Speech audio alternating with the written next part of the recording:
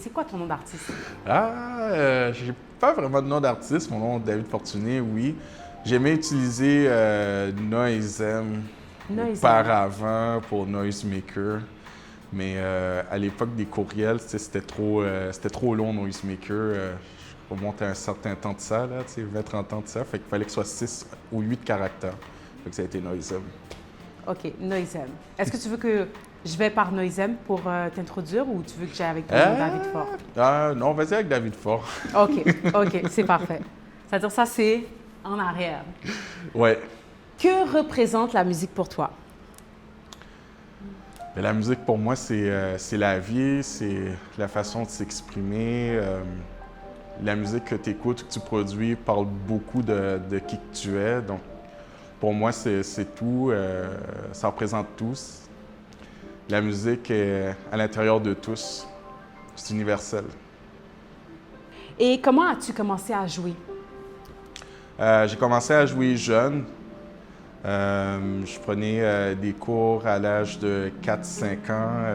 Le premier instrument, c'était l'orgue, puis j'arrivais pas à toucher aux pédales. Il fallait ajuster le banc à l'époque. Puis c'est ça, depuis, ben, ça a toujours fait partie de ma vie de faire de la musique. Ma mère en faisait un peu. C'est elle qui jouait à l'église au début. Puis après ça, ben, moi, j'ai commencé à suivre un petit peu. Puis à un moment donné, elle s'est dit, bon, ben regarde, je vais te laisser ça, fiston. Puis autour de vers 9-10 ans, c'est là que j'ai commencé plus activement à jouer à l'église, puis à jouer un peu partout après ça. Et maintenant, j'aimerais ça te demander, David, qu'est-ce que la musique fait pour toi? Pour moi, c'est un espace, c'est un endroit que je me retrouve qui me permet de me déconnecter de la vie, de laisser aller ma créativité. Donc, c'est ça, je touche à beaucoup de choses, mais la musique, pour moi, ça me fait vibrer. Ça, je pourrais pas m'en passer. Et maintenant, je vais te reposer encore la même question, mais d'une autre façon. Alors, tu joues, ben moi, je t'ai connu justement à l'église et tu joues avec beaucoup de compassion et tu joues même, peut-être, je pourrais dire, même pour les autres. Alors maintenant, ma question, sachant, ben, avec cet aspect-là, qu'est-ce que ça fait pour toi comme qu'est-ce que la musique fait pour toi? Bien, ce que la musique fait pour moi, c'est ça, comme je disais, c'est universel, c'est ça qui nous relie tous. Donc, c'est important qu'elle soit partagée, qu'elle puisse communiquer, véhiculer des émotions, pas seulement pour moi, mais que ça puisse rejoindre d'autres personnes aussi.